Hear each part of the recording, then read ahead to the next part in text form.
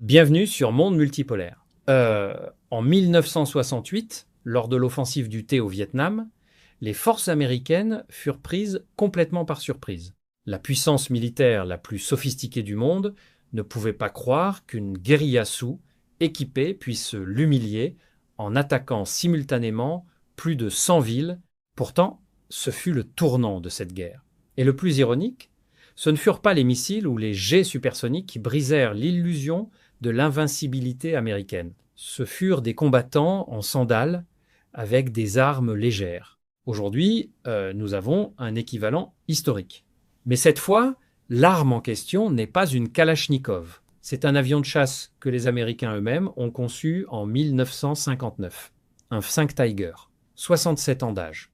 Et selon une enquête explosive de CBS News, basée sur des sources internes au Pentagone, cet appareil, piloté par les forces iraniennes, a réussi à percer les défenses aériennes américaines et à frapper le Camp Buring, une installation militaire majeure au Koweït. C'est pas de la propagande iranienne, c'est une fuite organisée depuis l'intérieur du Pentagone, publiée par un grand média américain.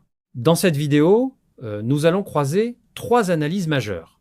Celle de Jeffrey Sachs, économiste de renommée mondiale et ancien conseiller de l'ONU. Celle d'Alastair Crooke, ancien diplomate britannique de haut rang et négociateur dans les conflits du Moyen-Orient. Et les données du terrain que des correspondants indépendants ont recueillies directement depuis la région. Trois regards très différents, trois horizons intellectuels distincts, mais une conclusion qui converge. Ce conflit a changé de nature.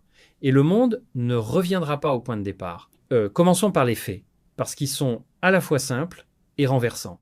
Le réseau CBS News, s'appuyant sur des fuites de plusieurs responsables internes au Pentagone, a publié une enquête affirmant que lors de la première phase des hostilités entre l'Iran et les États-Unis, les forces iraniennes ont frappé plus de 100 cibles, dont des hangars, des pistes, des installations radars et des postes de commandement. Et cela dans plusieurs pays du Golfe en même temps, Bahreïn, Koweït, Qatar et Émirats arabes unis. Les réparations estimées se chiffrant en milliards de dollars, mais ce qui a fait basculer l'analyse, c'est pas l'ampleur des dommages, c'est le vecteur utilisé, un Fink Tiger. Un appareil conçu initialement pour être vendu aux alliés des États-Unis pendant la guerre froide. L'Iran en a rité en 1979, après la Révolution, car il était fourni au régime du Shah. Et cet appareil, manifestement maintenu et adapté, a réussi à contourner les défenses américaines ultramodernes pour frapper le Camp Buring. Pour comprendre la portée historique de cela, revenons un instant sur l'idéologie de la suprématie aérienne américaine. Depuis la guerre du Golfe de 1991, la doctrine militaire américaine repose fondamentalement sur la domination des airs. L'idée est simple, qui contrôle le ciel gagne le conflit. Cette doctrine avait paru confirmée lors de l'écrasante victoire militaire américaine sur l'Irak en 42 jours en 1991, puis lors de l'invasion de 2003. Dans les deux cas, l'armée irakienne, bien que puissante sur le papier, n'avait aucune réponse aux bombardements stratégiques américains. La domination aérienne était totale. Mais l'Iran n'est pas l'Irak de 1991. L'Iran a passé 47 ans sous sanction à développer une doctrine militaire propre, asymétrique, spécifiquement conçue pour rendre le coup d'une agression insupportable pour l'agresseur. Et ce 5 n'est pas qu'une vieille épave qui a passé par chance. C'est la démonstration d'une stratégie. Si même un avion ancien peut percer vos défenses, imaginez ce que les systèmes les plus récents sont capables de faire. Et les Américains le savent. C'est pour ça que ces rapports fuient du Pentagone. Il y a un autre chiffre crucial que ces mêmes enquêtes ont révélé. Durant ce conflit, les États-Unis ont utilisé environ 50% de leur stock total de missiles intercepteurs Patriot. 50% de leur système THAAD et une fraction considérable de leurs missiles offensifs Tomahawk et JASM. Le New York Times lui-même a publié les chiffres. 1200 missiles Patriot tirés à plus de 4 millions de dollars l'unité. Autrement dit, près de 5 milliards de dollars de défense aérienne utilisés contre un pays qui dépense une infime fraction du budget militaire américain. Ces chiffres, publiés par le principal quotidien établissement américain, ne sont pas de la propagande. Ils sont un aveu institutionnel d'une usure énorme. Pour comprendre pourquoi les États-Unis se retrouvent dans cette situation, il faut regarder qui a pris les décisions et avec quelle logique. Jeffrey Sachs, économiste américain parmi les plus respectés du monde, professeur à l'université Columbia et ancien directeur de l'Institut de la Terre, a utilisé un mot pour qualifier la dynamique à l'origine de cette guerre. Le mot est escroquerie. Sa thèse est directe. Binyamin Netanyahou a convaincu Donald Trump de lancer cette guerre contre l'Iran en lui vendant des promesses qui étaient, selon ses termes, démonstrativement fausses dès le départ. L'idée que l'armée iranienne s'effondrerait rapidement. L'idée que le changement de régime était réalisable en quelques semaines. L'idée que le détroit d'Ormuz serait réouvert sans contrepartie majeure. Aucune de ces promesses n'a été tenue. Et Sachs va plus loin. Il rappelle que Netanyahou a utilisé cette même méthode avec plusieurs présidents américains avant Trump. Il a poussé à la guerre en Irak en 2003, en assurant que cela stabiliserait le Moyen-Orient et affaiblirait l'Iran. Résultat, 900 000 morts selon l'Organisation pour la recherche internationale, un Irak brisé et un Iran renforcé par la disparition de son principal adversaire régional. Il a poussé à l'intervention en Libye, à la déstabilisation de la Syrie. Les dépenses américaines liées directement ou indirectement à ces guerres menées dans l'intérêt d'Israël selon Sachs dépassent 7 000 milliards de dollars. 7 000 milliards. Pour mettre ce chiffre en perspective, c'est l'équivalent de la totalité des infrastructures américaines, routes, ponts, chemins de fer, réseaux d'eau, que les États-Unis auraient pu moderniser 2 fois. C'est l'équivalent d'un programme national de santé universelle financé pour 30 ans. C'est ce qu'une nation a sacrifié pour des guerres qui ne l'ont jamais directement servi. Mais ce qui peut être encore plus révélateur dans l'analyse de Sachs, c'est la question du mode de décision au sein de l'administration Trump. Sachs observe que Donald Trump a décidé de cette guerre sur la base de son instinct, de son ressenti, sans processus interministériel, sans audition contradictoire, sans étude des conséquences. Quand les journalistes l'ont interrogé sur sa soumission éventuelle au droit international, Trump a répondu « ma propre moralité ». Ce qui signifie que la décision de frapper l'Iran, un pays de 90 millions d'habitants, a été prise sur la base du ressenti personnel d'un seul homme, sans cadre légal, sans débat parlementaire sérieux, sans garantie institutionnelle. Et pendant ce temps, le prix du baril de pétrole est passé de 60 $ environ avant le début des hostilités à 108 $ dans les jours qui ont suivi. C'est pas une conjecture. C'est le signal que les marchés eux-mêmes envoient. Ils ne croient pas à une résolution rapide. Ils ne croient pas à une victoire américaine prochaine. Et les marchés n'ont pas de sentiment politique. Ils calculent.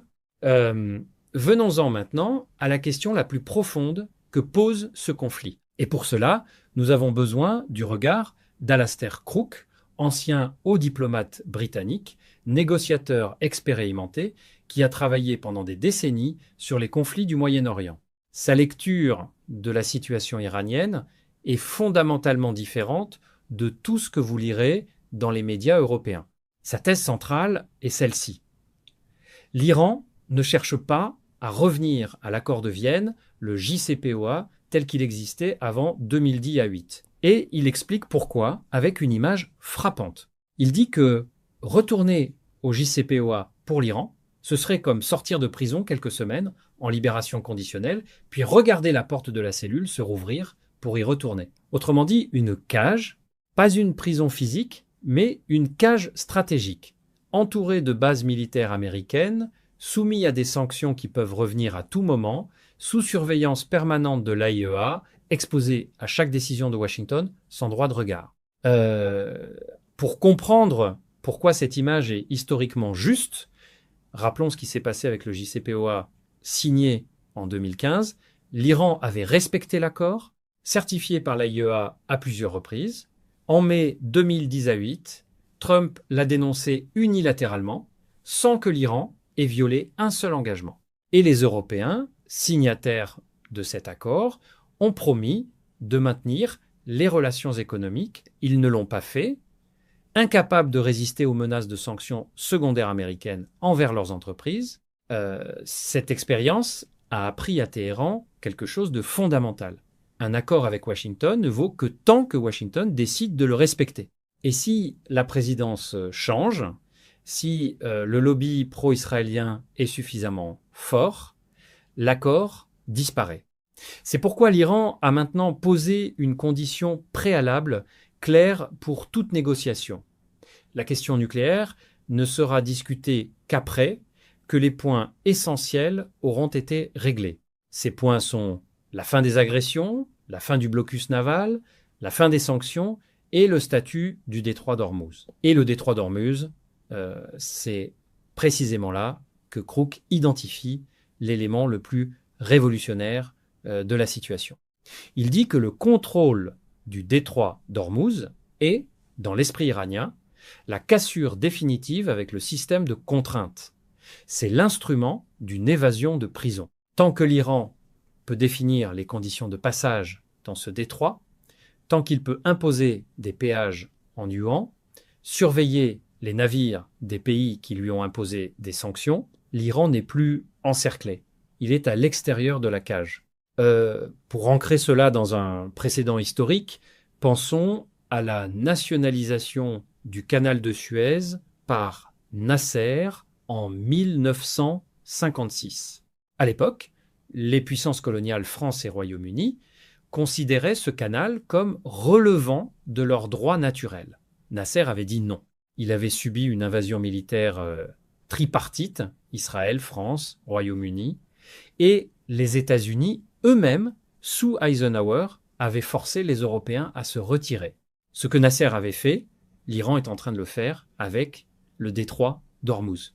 Mais cette fois, il n'y a pas d'Eisenhower pour forcer le retrait. Jeffrey Sachs a également détaillé la proposition de paix iranienne dans sa forme actuelle. Cette proposition se décompose en 3 phases successives. Première phase, la fin des guerres, ce qui signifie l'arrêt de toutes les hostilités actives, y compris les frappes israéliennes sur le Liban, et l'établissement de garanties que ces guerres ne reprendront pas. Sachs insiste sur ce point. Il ne s'agit pas d'une trêve fragile, mais d'un cadre multilatéral incluant les grandes puissances, Chine et Russie en tête, comme membres permanents du Conseil de sécurité de l'ONU, ainsi que les pays du Golfe. Deuxième phase, le statut du détroit d'Ormuz. L'Iran propose une cogestion avec Oman, l'autre riverain du détroit, avec un système de péage. Crook précise que juridiquement, le détroit d'Ormuz se situe entièrement dans les eaux territoriales iraniennes et omanaises. Il n'existe pas d'espace international dans ce détroit, trop étroit pour cela. Ce qui signifie que la thèse iranienne d'un droit de percevoir des droits de passage n'est pas dénue de fondement juridique selon le droit de la mer. Troisième phase, seulement après tout cela, la question nucléaire pourrait être remise sur la table. Mais dans les termes iraniens, non dans les termes américains. L'Iran a déclaré publiquement qu'il ne remettra jamais 430 kilos d'uranium enrichi aux États-Unis. Ce chiffre n'est pas négociable pour Téhéran, parce qu'il représente précisément la capacité de dissuasion à laquelle l'Iran ne renoncera pas dans un contexte où Israël, son ennemi déclaré, dispose de 80 à 90 ogives nucléaires, un programme jamais soumis à inspection internationale. Donald Trump, lui, a annulé une réunion supposée à Islamabad avec les représentants iraniens en écrivant sur ses réseaux sociaux que personne en Iran ne sait qui est aux commandes. En quelques heures, il avait d'abord annoncé des pourparlers directs, puis l'Iran avait indiqué ne pas prévoir de rencontre avec des responsables américains, puis Trump avait annulé la visite en prétendant avoir toutes les cartes. C'est précisément l'inverse qui est vrai selon toutes les analyses que nous venons de parcourir. Mais la dimension la plus rarement analysée de ce conflit c'est celle que Crook évoque en conclusion. Il ne s'agit pas seulement du pétrodollar, autrement dit du système mis en place en 1974 entre Nixon, Kissinger et l'Arabie saoudite, qui a obligé le monde entier à acheter des dollars pour acheter du pétrole. Il s'agit de quelque chose de plus profond encore.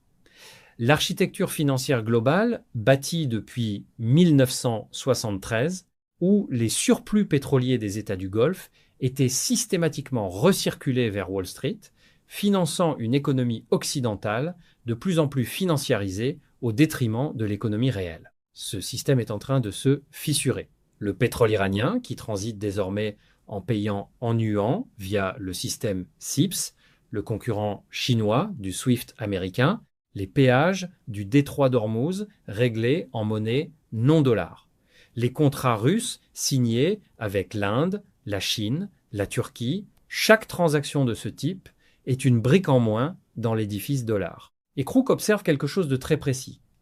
Le prix officiel du pétrole, affiché sur les marchés dérivés, ne correspond plus au prix réel du pétrole physique. Des pays comme le Sri Lanka ont récemment payé le baril à plus de 200 $ pour obtenir des livraisons réelles. Le marché officiel, lui, affichait 98 $. Cette déconnexion entre le prix fictif et le prix réel est elle-même un signe de l'effondrement progressif du système.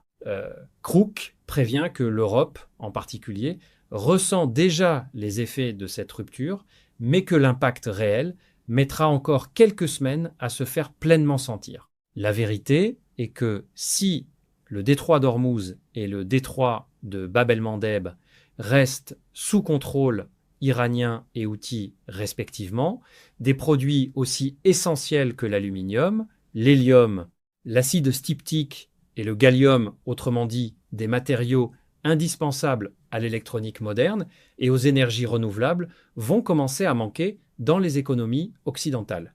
Ce n'est pas une menace théorique, c'est une chaîne logistique qui se brise lentement d'abord, puis d'un coup, Crook pose la question finale directement: qui a le temps de son côté? Sa réponse est sans ambiguïté: l'Iran, et les chiffres le confirment. L'Iran gère actuellement environ 130 millions de barils de pétrole en mer, stockés sur des tankers, vendables sur plusieurs mois. En une seule journée, 4 tankers quittant l'île de Karg ont généré près de 815 millions de dollars de revenus. Les revenus étatiques iraniens pendant cette guerre ont été supérieurs à ceux des meilleures années d'avant-guerre. Parce que le contrôle du détroit élève le prix de tout ce qui passe, et l'Iran capte une partie de cette plus-value. De l'autre côté, les États-Unis ont vidé une part critique de leurs arsenaux en 6 semaines. Ils doivent se réapprovisionner depuis leur commandement en Asie et en Europe, ce qui fragilise ces deux théâtres. Leurs bases, dans la région, sont vulnérables à des appareils vieux de 67 ans. Et leurs alliés dans le Golfe regardent leurs usines pétrochimiques, leurs raffineries et leurs infrastructures de dessalement comme des cibles potentielles clairement identifiées par l'Iran. Sur monde multipolaire, nous ne célébrons pas les guerres. Chaque mort est une tragédie, chaque bombe sur une infrastructure civile est une violation du droit international humanitaire, mais nous analysons les réalités sans les adoucir. Et la réalité est la suivante. Ce conflit a exposé les limites réelles de la puissance américaine face à une nation préparée. Il a accéléré la recomposition d'un ordre mondial multipolaire que nous analysons sur cette chaîne depuis ses premiers signes. Et il a placé l'Iran, aux côtés de la Russie et de la Chine, au cœur du triangle stratégique qui dessine la prochaine étape de l'histoire mondiale. Si cette vidéo vous a apporté des clés d'analyse que vous ne trouvez pas ailleurs, partagez-la, commentez, débattez. C'est cela, monde multipolaire. À très bientôt.